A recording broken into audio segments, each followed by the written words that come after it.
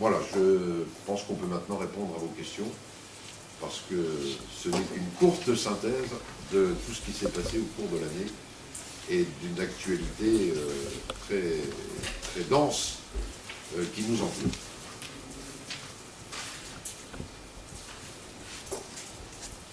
Oui, Eric.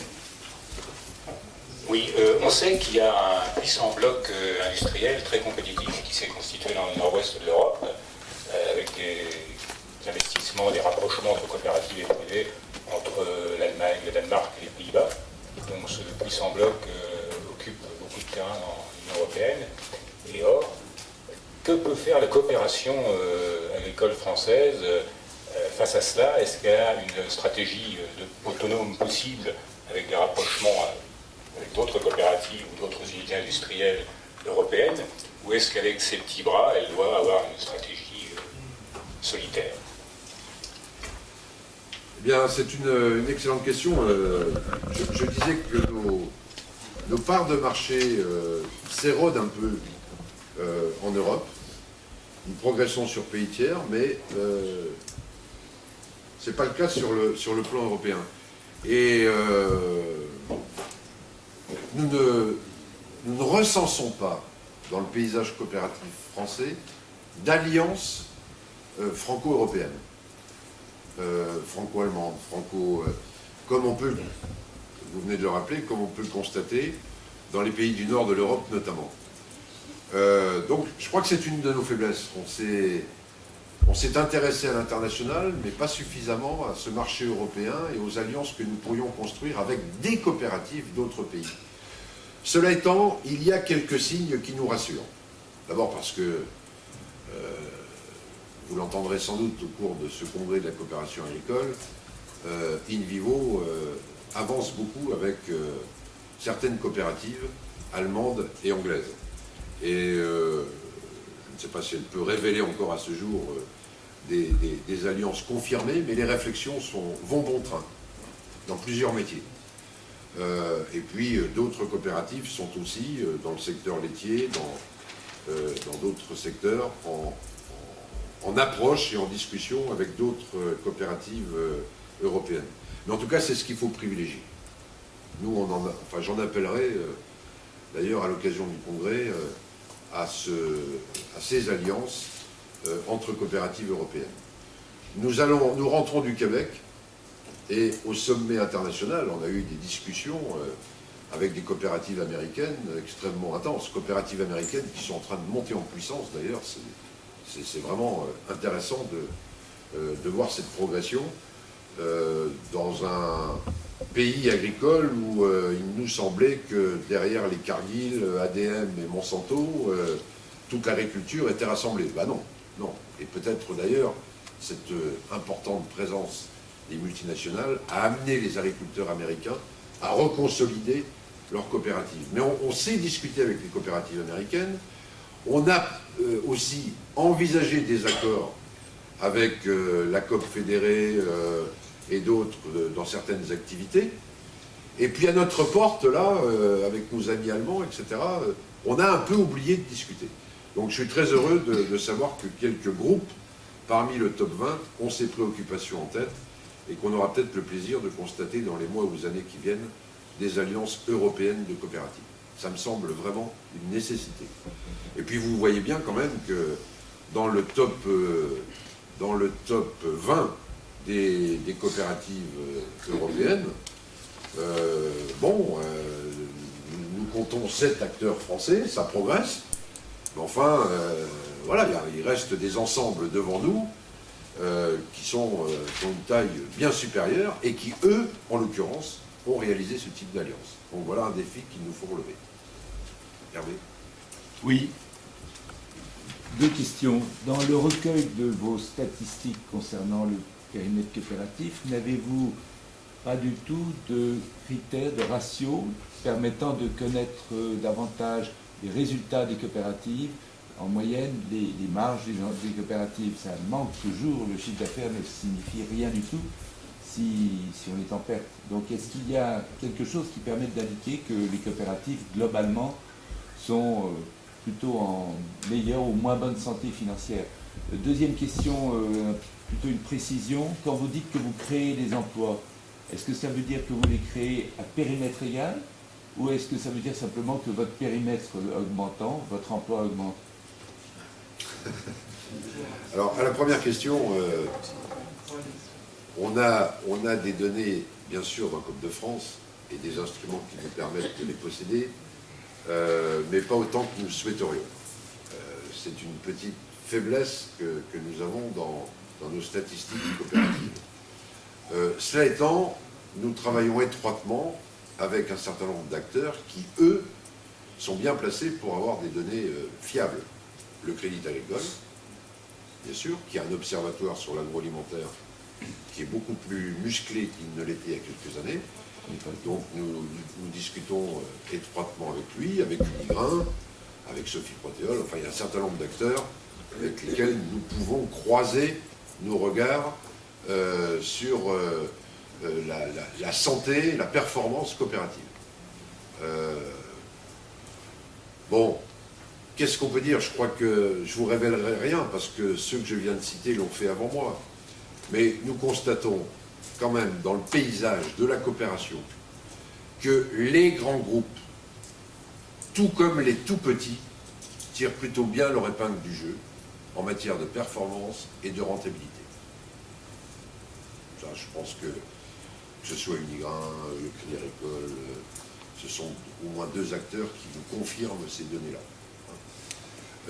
Et que dans les ETI, eh bien, la situation est un peu plus délicate, sauf si on a affaire à des ETI assez musclés. Ce que je vous disais tout à l'heure, des ETI un peu sur le modèle allemand, c'est-à-dire plus de 500 millions d'euros de chiffre d'affaires, par exemple. Hein, dans la plage 500 millions, 1,5 milliard, on trouve des entreprises qui ont une bonne rentabilité, etc. Les autres sont plus fragiles, beaucoup plus fragiles. Leur capacité d'investissement est plus faible, et puis leur rentabilité est plus faible. Et vraiment, tout ça milite sur ce que j'évoquais tout à l'heure, de consolider ces 130 ETI en essayant de les faire progresser dans la taille. C'est un critère de performance, quoi, de performance. Alors, à l'autre question, sauf si vous voulez rajouter. Ouais. Oui, c'est un axe, c'est une faiblesse, mais en même temps c'est une difficulté, mais pour tout le monde. Hein. Oui, donc c'est un axe de travail sans dévoiler de grands secrets pour l'année qui vient, en 2015. Ouais. Alors il y a quand même deux difficultés qu'on peut croiser. D'une part, dans les coopératives, une des spécificités françaises, c'est la polyvalence des activités. Le plus souvent, on a parlé des grands leaders nord-européens tout à l'heure, leur caractéristique, c'est qu'ils sont monofiliaires. C'est plus simple après à mettre dans une catégorie. Quand une polyvalence, c'est beaucoup plus compliqué. Qui est-ce qui veut analyser les comptes dans le détail de Terrena? La partie laitière de Terrena, c'est dans la ITA, c'est très compliqué. Et je ne vois nulle part, moi, d'analyse qui arrive à consolider ça. On va s'y attaquer quand même. Et d'autre part, à l'intérieur même des filières, il y a la séparation entre ce qui contribue à l'activité sociale de la coopérative et ce qui est socialement dans les filiales. Donc, vous croisez ces deux difficultés-là et en sortir des éléments distinctifs de la coopération des groupes coopératifs, c'est quand même un travail qui ne sera pas facile. On va s'y mettre. On va s'y mettre. La seconde question. Au cours des 4 dernières années, de 2010 à 2013, et ça nous tenons ces données d'un observatoire que nous avons créé, là aussi qui n'est pas encore complètement abouti, mais qui a bien progressé, au cours des 4 dernières années, l'emploi dans la coopération agricole a progressé de 12,5%. Bon. Je ne sais pas répondre à votre question quant à la part liée aux acquisitions et la part de création dans le même périmètre. Je ne pense pas, Emmanuel, que nous ayons ce degré de précision. Pas encore, malheureusement. Bon, cela étant, je lis comme vous, dans l'actualité, au cours des assemblées générales de coopératives, le développement de nouvelles activités, dans la biomasse, dans l'industrie, etc., qui sont créatrices d'emplois. Voilà, il y a une dynamique dans le monde coopératif, que d'ailleurs beaucoup nous envient. Mon collègue de l'ANIA, de temps en temps, il me dit « Bon sang, chez toi ça bouge, j'aimerais bien pouvoir prétendre la même chose ». C'est vrai, il y a une dynamique de territoire. C'est ça la force de la coopérative, de la coopération. C'est que sur son territoire, elle est très souvent dans une dynamique de projet, avec les collectivités, avec... voilà. je ne vais pas vous raconter l'histoire de FIJAC ou d'autres coopératives, mais voilà des coopératives qui sont sans arrêt en train d'innover et de créer. Donc voilà, je n'ai pas de degré de finesse pour répondre malheureusement à cette question. Oui. Je privilégie en fait des alliances avec des coopératives européennes. Là, mais récemment, donc, il y a une annonce de rapprochement de Terena donc, avec un privé irlandais. Donc, comment vous avez vu ce projet? Bah écoutez, à ce jour, c'est le renforcement du pôle élevage au travers de ce partenariat, du pôle bovin, élevage bovin, de Terena. Voilà, à ce jour, c'est la lecture que nous pouvons faire, et il faut plutôt s'en féliciter parce que voilà une alliance qui va vraiment muscler l'activité, lui donner des moyens de développement, et d'ailleurs c'est comme ça qu'elle est présentée par le groupe Terena. À moyen terme, puisqu'il y a une clause de rendez-vous, bon, comme vous tous, on regardera un peu cette évolution. Je crois que c'est 2019 qui est envisagé comme clause de rendez-vous. C'est plus une perte de pouvoir des coopératives. Ça pourrait l'être. D'ici 2019, il peut se passer bien des choses. Je ne veux pas anticiper l'évolution de ce partenariat qui, pour l'instant, n'a pas amené Terena à se séparer ou à perdre et son influence et ses activités dans le domaine de l'élevage. Mais on va suivre ça de très près, comme vous. Pour répondre à ta question et à celle d'Éric, puisqu'on parle des grands groupes, mais on peut donner des exemples dans une autre filière qu'on a peu évoquée, qui est la filière viticole. Parce qu'effectivement, il y a des très très grands groupes et leur alliance font les gros titres. Pendant la table ronde de la GECO de France, il y aura 3 vidéos courtes sur les investissements dans 3 filières. Le lait avec l'AITA, les grandes cultures et le végétal avec Tepsen, et la viticulture avec Vinovali. Et vous allez entendre le président de Vinovali, Francis Terral, évoquer les relations actuelles ou futures en termes de sourcing avec l'Italie et l'espoir même de le faire avec l'Espagne. On ne parle pas d'export, on parle de sourcing commun par rapport à des marchés communs à l'extérieur ensuite.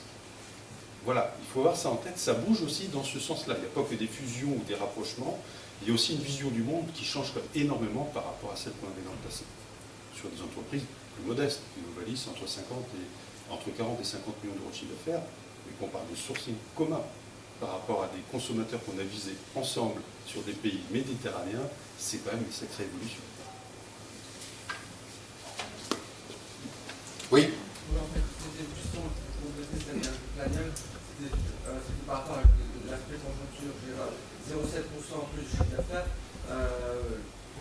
Par rapport à un contexte de céréales qui baisse, est-ce que à la rigueur c'est bien meilleur signe que lorsque vous avez des céréales qui étaient à un nombre beaucoup plus élevé? Il faut à la rigueur, c'est comme ça qu'il faut voir un peu les choses, le contexte. C'est vrai, c'est vrai. C'est vrai, enfin Vincent peut-être confirmer, mais le chiffre d'affaires des coop céréalières, compte tenu de l'évolution du prix des céréales, a connu une baisse autour de 6-7%, non, je crois, sur la dernière campagne. Oui. Donc, un chiffre global à plus 0,6 qui intègre ça, c'est une performance qui n'est pas si mauvaise que ça, oui. Je vous remercie, oui, c'est vrai. Oui, madame. Vous avez parlé de la gouvernance. On a vu il y a quelque temps des initiatives pour que les adhérents puissent davantage bénéficier de l'activité des filiales. Oui. Et puis plus grand-chose. Enfin, il y a eu quelques initiatives et qui vont faire très peu. Donc est-ce que vous pensez que ça va se développer? Est-ce que vous êtes favorable? Et comment ça peut se faire? Nous y sommes extrêmement favorables, mais nous sommes bien conscients que sans incitation, nous ne parviendrons sans doute pas à atteindre nos objectifs. Qu'est-ce que je veux dire par là? Que quand un agriculteur réalise un exercice bon ou correct, son comptable le met en garde sur les conséquences fiscales et sociales, au travers des cotisations, de ce bon résultat et l'incite à investir. C'est un sage conseil. Et que fait l'agriculteur en matière d'investissement? Il renouvelle son tracteur ou je ne sais quel outil de travail. Et à aucun moment, il n'est incité à réaliser des immobilisations financières ou des investissements immatériels. Et là, il y a un problème. Le métier d'agriculteur, c'est celui d'un dirigeant d'entreprise qui ne doit pas se soucier seulement de la modernité de son outil de travail, mais qui doit se soucier aussi du prolongement de son activité et de la performance des entreprises et des industries qui l'entourent et qui transforment ses produits. Alors quand il est en coopérative, il devrait être incité à investir dans son outil industriel, celui de sa coopérative, aussi facilement que dans le changement de son tracteur. Cette discussion, nous l'avons avec Bercy depuis un moment déjà. Et on nous dit oui, c'est vrai, vous avez raison. Mais bon, vous savez que les niches fiscales, on a plutôt tendance à essayer de les supprimer. On a supprimé celle-là. D'ailleurs, exactement. Donc c'est malheureusement pas dans l'air du temps. Pourtant, c'est une très mauvaise lecture de la vie d'une entreprise agricole, et c'est une fiscalité qui n'est pas appropriée à l'agriculture de 2020. Voilà. Parce que, vraiment, on ne sera agriculteur où qu'on se situe dans le monde qu'à proximité d'usines. Voilà. Ce métier ne s'exercera plus dans des régions où il n'y a pas d'usine. La cause est commune entre l'agriculture et l'agroalimentaire. Commune. L'un ne va pas sans l'autre. Et d'ailleurs, l'agroalimentaire le dit avec la même force, même quand c'est exprimé par l'ANIA ou d'autres. Donc, il faut qu'on ait une lecture de ces secteurs qui vraiment, et notamment sur le plan fiscal, permettent aux agriculteurs d'être plus proches de leurs débouchés et de leur industrie. Et donc d'en devenir actionnaires, comme l'offre, comme le proposent certaines coopératives. J'en fais partie, hein. Je suis membre de Vivessia Industrie au travers de la coopérative, je vis ça. Nous avions bien réussi la première mobilisation d'appel à épargne, un petit peu moins bien la seconde parce que la conjoncture était un peu moins propice, mais nous entendons bien nos adhérents nous dire, écoutez, voilà, on n'a aucune incitation, aucun avantage à le faire. Obtenez-nous une approche fiscale plus incitative. Voilà, mais c'est un sujet sur lequel nous travaillons et nous allons travailler particulièrement avec le top 20 qui vient de vous être présenté, parce que toutes ces coopératives travaillent et réfléchissent sur l'apport de capitaux extérieurs. Le développement de nos grands groupes coopératifs ne sera pas avec nos seuls capitaux, quelle que soit notre bonne performance.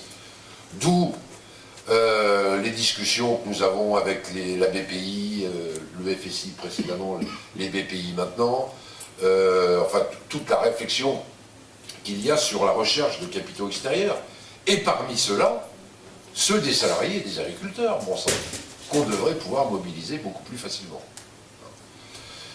Alors donc on va y travailler, on va balayer un peu toutes les pistes pour essayer avec Macron de voir dans quelle mesure on peut quand même rénover la fiscalité des exploitations et trouver des leviers qui nous permettent. Parce que les agriculteurs n'y sont pas opposés, hein, vraiment. Au contraire, un agriculteur qui voit sa coopérative présente dans l'industrie, filialisée, qu'est-ce qu'il dit? Vous ne me donnez pas 1 euro de plus sur ma tonne de blé. Ce qui n'est pas faux, puisque sa tonne de blé, elle vaut ce que le marché a prévu. Donc l'intéresser à cet investissement industriel, c'est lui rendre, en complément du prix du blé que nous lui versons, du dividende. Voilà. C'est-à-dire qu'il soit intéressé à la performance de l'outil industriel. Et c'est pour ça que ce montage aussi des groupes coopératifs avec le prolongement de l'activité agricole dans la COP et la transformation industrielle dans les filiales est tout à fait conforme, logique, pour permettre aussi cette politique de rémunération et d'intéressement des agriculteurs à leur industrie. Donc pour vous, c'est plus au niveau des agriculteurs que les conseils d'administration coopératifs qui... Ah oui, non, mais c'est... Oui, la réticence, elle vient quand même essentiellement de là. Oui. Si vous avez parlé de compétitivité, mais La baisse des charges sociales, par exemple, sur les smicards, sur les Ouais. personnes qui font SMIC à partir du 1er janvier, vous avez évalué son impact et vous attendez. Est-ce qu'il y a d'autres mesures qui sont favorables à. Je regarde le manuel, je crois que c'est une cinquantaine de millions. Non, Oui, tout à fait. hein, une cinquantaine de millions d'euros pour notre secteur, ce qui n'est pas négligeable. Hein. Nous employons, nous, et je le rappelle régulièrement au pouvoir public, sur nos 160 000 salariés, quand même, un pourcentage important d'ouvriers et d'ouvriers qualifiés. Hein, donc, voilà, ça c'est une mesure qui, bien évidemment, a un impact positif. Je croyais que vous alliez me demander si on se réjouissait de la mise en œuvre de l'accord de pénibilité. Parce que je m'empresse de vous dire que absolument pas. Beaucoup plus de 50 millions.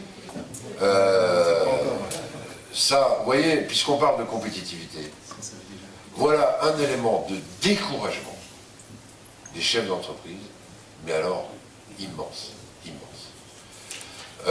Non pas que nous ne soyons pas ouverts pour parler de pénibilité, bah alors là, et particulièrement en agriculture et en agroalimentaire, où il est des métiers pénibles, évidemment. Mais ce qu'on ne peut pas tolérer un seul instant, c'est la façon dont a été construite cette usine à gaz. Alors aujourd'hui, vous êtes chef d'entreprise, vous recrutez un jeune, vous avez deux choses à lui remettre. Pour lui dire, voilà mon gars, bienvenue.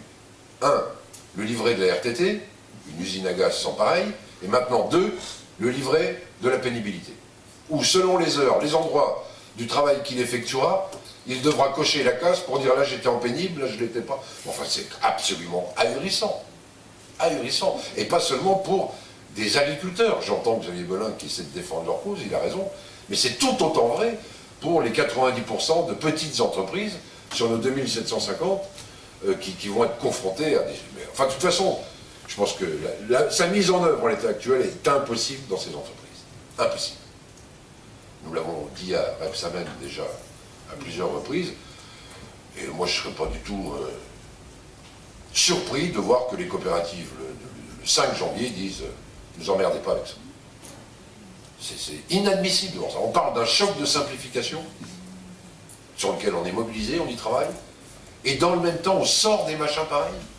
C'est incroyable. Je ne sais pas si vous avez votre sujet, monsieur, mais ce qui est assez étonnant, c'est comment, derrière ça, c'est comment on arrive à un accord entre partenaires sociaux sur ce sujet-là. Il y a eu quand même une base, un accord de partenaires sociaux, donc comment ça se fait, c'est maintenant que ça réagit et pas à l'époque. Vous savez, sur la pénibilité, on y a beaucoup travaillé. Hein. Oui, non, beaucoup travaillé. Il y a un accord qui a été signé quand même. C'est ça qui a été étonnant. Ça, oui, enfin, en l'occurrence, là, c'est le législateur qui a décidé ça.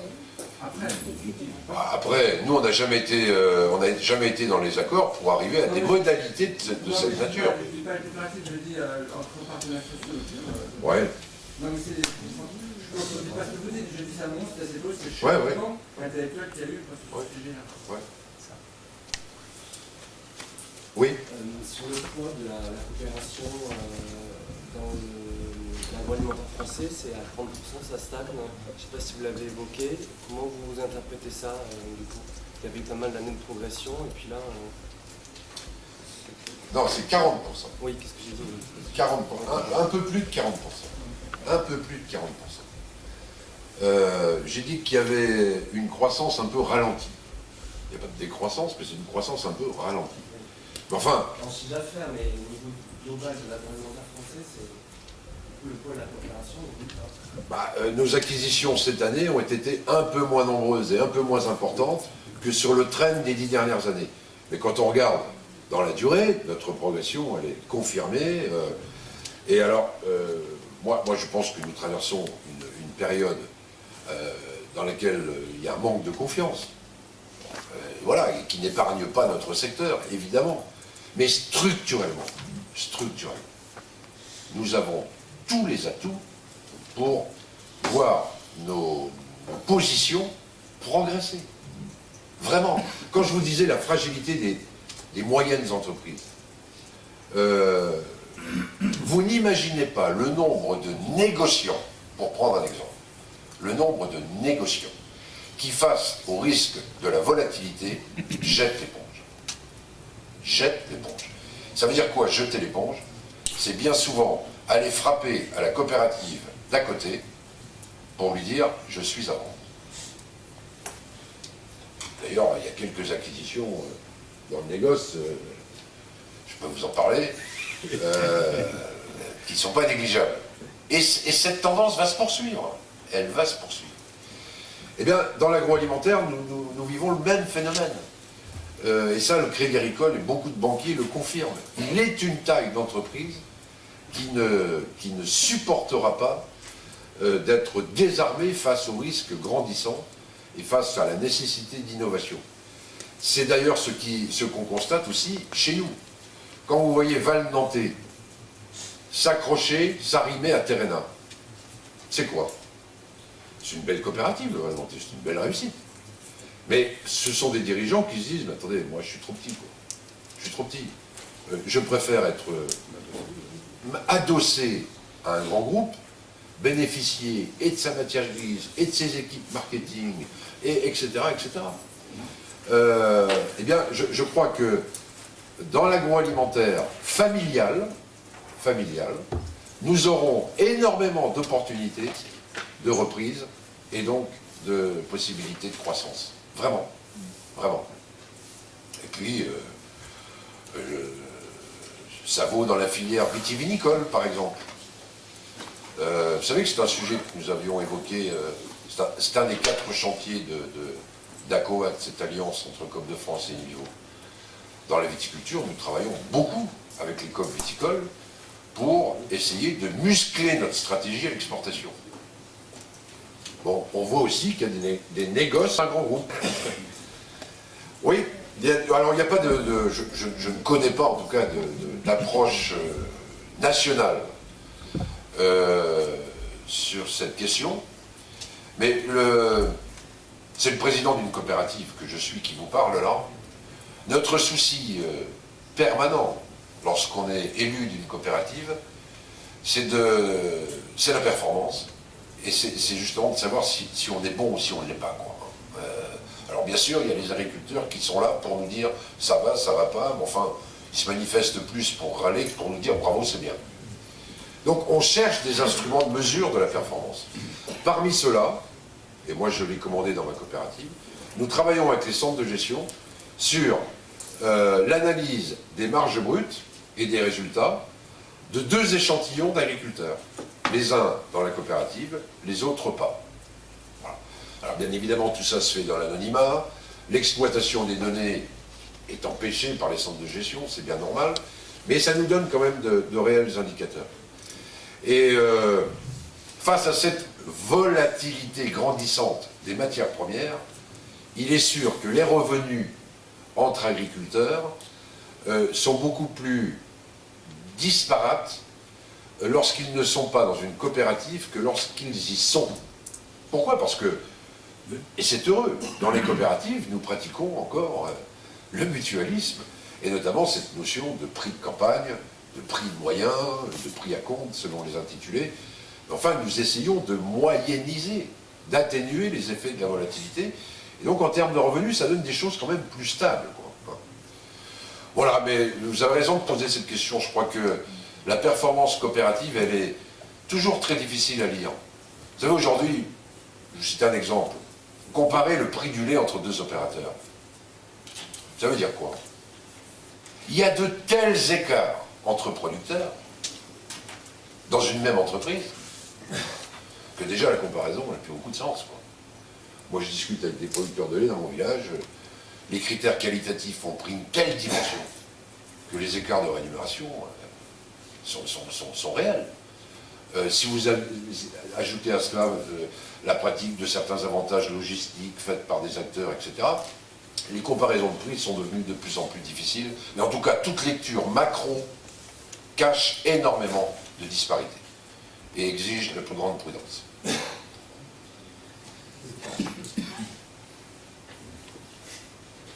Oui, comment vous anticipez la crise laitière à venir dont tout le monde parle? Vous en que les prix vont s'effondrer en France, dans le monde. Est-ce que les coopératives ont une stratégie particulière par rapport à ça, une approche? Écoutez, les coopératives, je le rappelais tout à l'heure, elles sont en train d'investir énormément pour moderniser leurs outils et donc pour gagner de la compétitivité. Hein. C'est pas non plus la course au volume. C'est un objectif de performance qui est privilégié aussi dans ces investissements. Moi, vis-à-vis de cette crise laitière, je demande aux coopératives et aux acteurs de l'anticiper, y compris aux producteurs, mais aux distributeurs un peu moins. Hein. C'est-à-dire qu'on est tellement, imprégné par la forte probabilité de cette crise qu'on en vient à dévaloriser, à anticiper les baisses de prix. Et c'est ce que demande la distribution. Donc arrêtons de cultiver ça, quoi, quand même. Je crois qu'il faut au contraire que la filière laitière, et il y a des signes qui démontrent que c'est ce qu'elle fait, la filière laitière se parle, essaie de réguler autant qu'elle le peut. Je sais pas, quand je vois un groupe comme Sodial qui pratique le double prix, je pense que c'est un des éléments de la gestion de crise. C'est un des éléments de la gestion de crise. C'est-à-dire dire à son producteur en ce moment, je peux te garantir tel prix sur tel volume. Par contre, pour ce que tu feras de plus, je ne te cache pas que c'est plus risqué. Voilà, c'est un mécanisme un des mécanismes de maîtrise de cette crise. Mais moi, je voudrais que les distributeurs soient un peu plus raisonnables quand même dans ce secteur, parce qu'on sent bien que la pression sur cette filière est quand même extrêmement forte et insupportable.